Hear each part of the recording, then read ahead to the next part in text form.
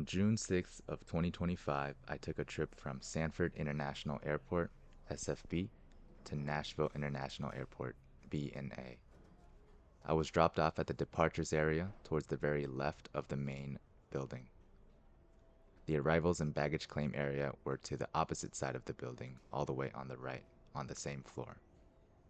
Here at the departures area, you can see that most of these counters are for Allegiant Airlines. Sanford International Airport was first a naval air station built in 1942. In the 1990s, a passenger terminal was built to accommodate large airliners.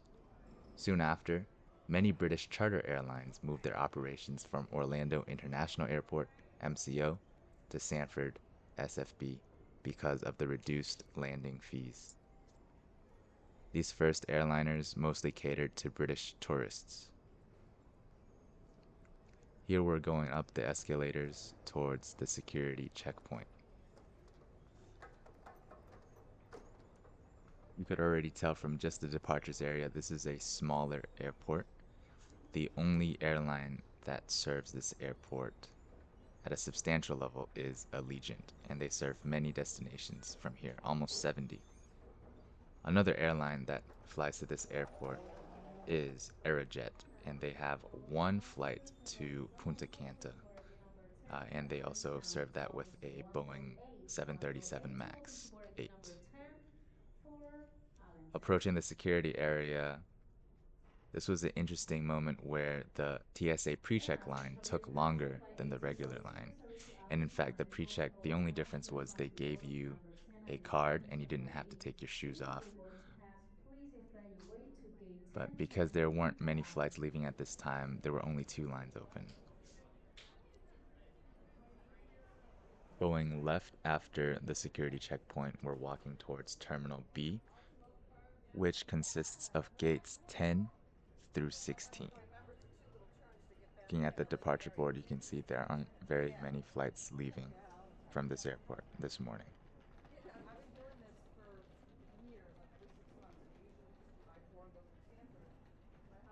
One of the notable airlines that served this airport in the past was Thomas Cook Airlines. I believe they flew the 757 and the A330 to this airport. But that airline ended its operations to Sanford in 2014, and also the airline went bankrupt in 2019.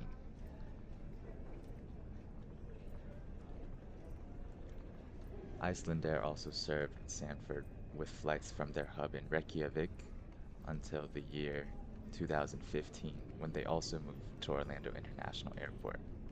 Monarch Airlines ended their service in 2017, and they flew from London Gatwick, Manchester, and Glasgow via Airbus A330s. Interjet also operated flights from Mexico City until 2016. TUI, or Thomson Airlines at the time, was another airline operating flights from the UK. It was the largest international airline, with 8 destinations around the UK.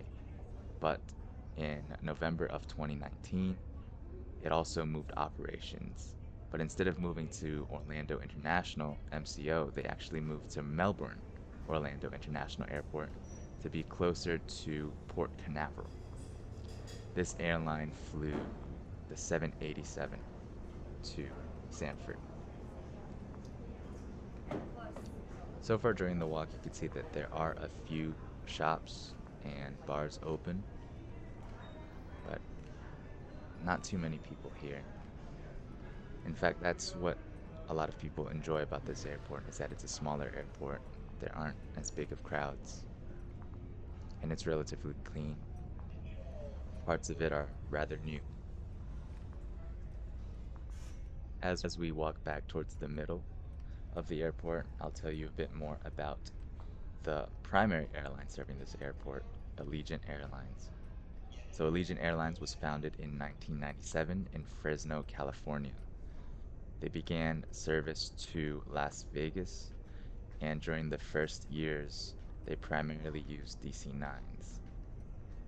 Around 2002, Allegiant exited a period of bankruptcy, and began acquiring its first MD-80s, which it would use for the following years. The company went public in 2006, only a year after they began their first flights to Sanford International Airport. At that time, the company was still using its MD-80s. A few years later, in 2010, the company decided to rebrand. That included a redesigned logo and also the purchase of A319 and A320 aircraft from Airbus. During this time, Allegiant also played with the idea of transferring their flights and moving operations from Sanford to Orlando International Airport to better compete with other low-cost carriers like AirTran. But because of customer complaints and reviews, they moved all of their operations back to Sanford International. Now, Sanford International is their primary airport in Florida. They also serve flights from Melbourne International Airport. By 2017, Allegiant Airlines mostly replaced their old MD-80s with A320s and A319s. Recently, in 2022, Allegiant entered an agreement with Boeing to purchase 50 new 737 MAX aircraft, including the 737-7 and the 737-8. On this particular day in Sanford, I saw mostly Airbus aircraft. However, there are a few 737 MAX 8s that fly from Sanford, one of which being their flight to Bangor, Maine. Here's a flight to Niagara Falls. Allegiant, being a low-cost carrier, often serves smaller airports, such as Bangor and Niagara Falls.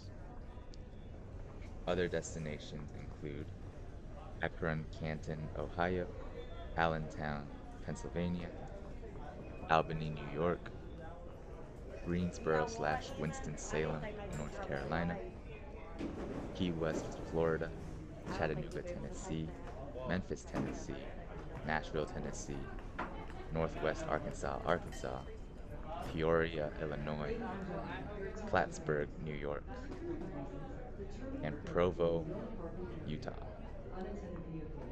Surprisingly, Allegiant Airlines does not operate a flight to Las Vegas, which is their other major hub. After walking past the centralized security checkpoint, we're now walking towards Terminal A, which includes gates 1 through 9. Terminal A is the oldest part of the airport, and it also feels like it. The terminal is mostly just a square room with waiting areas and seats in the middle, shops around the sides, and an offshoot that leads to the gates. And that offshoot is nothing more than a hallway. You can see towards the left, that lady at the counter is the go-to person for any of the gates, any flights leaving from the gates, from the offshoot. And you can see down there is that offshoot, and that's where my flight will be departing from. Gates 5 through 9 are Hello. all I'm down just that looking at the narrow time. hallway. And in that hallway, there's a lot of signs for immigration you'll see later, but that is most likely where all the international flights from the UK came from. Here is that big rectangular room. You can see a few seats on the side, but most of the waiting area, the seats are in the middle of the terminal, and they're oriented diagonally to the room. You'll see on the right, on the perimeter of this large rectangular room, there's a few restaurants, bars, and stores. There are a few interesting things about the layout of this airport, one of which being that the airport has its baggage claim and departures areas all on the first floor.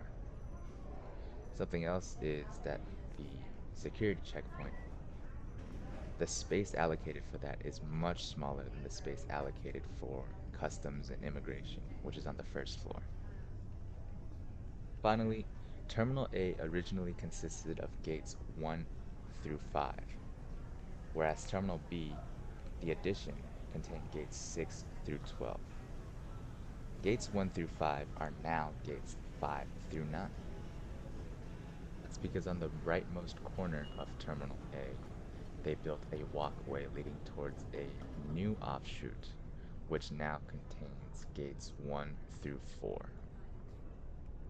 I've never considered what an airport might have to do when they add additional gates, and I've certainly never heard of an airport renaming existing gates because of the addition of new ones. Maybe that's because at larger international airports, any additions might take the form of a completely separate building or a separate concourse. For example, in Nashville, every new concourse begins with a new letter and the number 1. The most recent addition, Concourse D, begins with D1, then D3, D4, and D5. Concourse C also begins with C1, then C3, and so on. Concourse T begins with T1, T2, T3, T4, and T5. The numbers aren't confusing. Maybe because Sanford International is so small, if they had multiple numbers close to each other, people would get confused, so instead they renamed all of the gates so that they go from ascending order from right to left. Now this walkway looks very new, it looks very clean, but it also looks like not too many people walk this way. On the left side, you can see the tarmac with the airplanes and the air bridges. On the right side is the parking lot. You can see a few cars poking out of the window. Another interesting thing is that right underneath this walkway, there is a kind of metal mesh fencing. But when you're in the parking lot and you're looking through, you can see right into the tarmac. Like you can see the landing gear of the aircraft. So this might be the thinnest separation between landside and airside I've seen at an airport. You can stand in the middle and look both directions. You might have also heard a little bit of the audio. They were playing Cheerleader by Omi, which was a very interesting choice to play. I mean, I guess it fits the more tropical atmosphere that they're trying to paint of Florida. But it was the first time I heard that song in a few years. So this is the newest offshoot. You can see there are large windows. The seats look nice. Had a few problems with the tilt on the camera, so I apologize for the cuts. You can see on the right there's that parking lot only a fence away from the tarmac. And on this particular morning, there were no flights departing from this concourse or from this part of Terminal A. Quick look at the numbers tells us that in 2025, according to the Bureau of Transportation Statistics, Sanford International Airport saw 1,448,000 passengers, which is around pre-COVID levels in 2019. Perhaps they wanted to future-proof this airport as it has seen steady growth, but this airport seems like it has more gates than it needs. Moving on to that central seating area, these seats are the most uncomfortable seats I've ever sat in, period. They had a spring and it was just terrible. I wonder how old those seats are. Now we're moving on to that offshoot for my flight. As you can see, this is a very sad hallway. There are a few children running around. Kind of my feeling in this airport was very similar to when you have a class in high school where you have to go out to the portables. This airport feels like a big portable. There are parts of it that are nice, for example, Terminal B, but even the newest part, the offshoot towards Terminal A, gates 1 through 4, even that seemed very small and It's just interesting. So here is mostly what they use for international departures. You can see there's a separate hallway, and there were a lot of posters discussing what you can and cannot bring to the United States. Now we're on the jetway approaching our A320 that'll be taking us to Nashville. You can see that Allegiant does operate in a one class system. There are a few seats that you have to pay extra to reserve, but with these types of airlines, I tend to just bring a backpack and get whatever seat I get. It helps me save the most money, otherwise, I'd be flying another airline. And there's the pushback. You can see looking out the window, there are only a few gates occupied. On June 6th, this was a Friday morning, so it's interesting that the airport isn't seeing much traffic. I wonder when the busiest times are. I mean, this is primarily a leisure destination, so Friday does seem like a good time. Now we're taxiing to the runway. You'll begin to see in the distance, there are a few abandoned airplanes hanging out near the taxiways. You won't be able to see it super close, but there in the corner,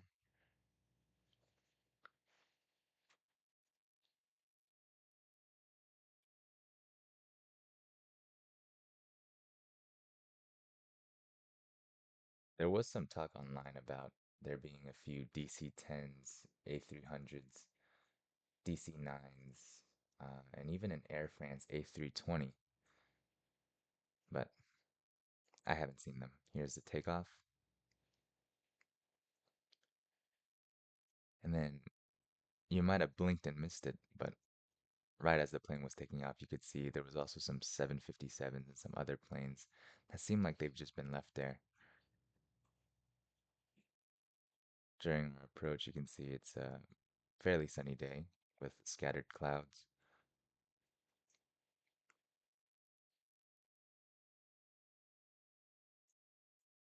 So this was not my first time flying with Allegiant.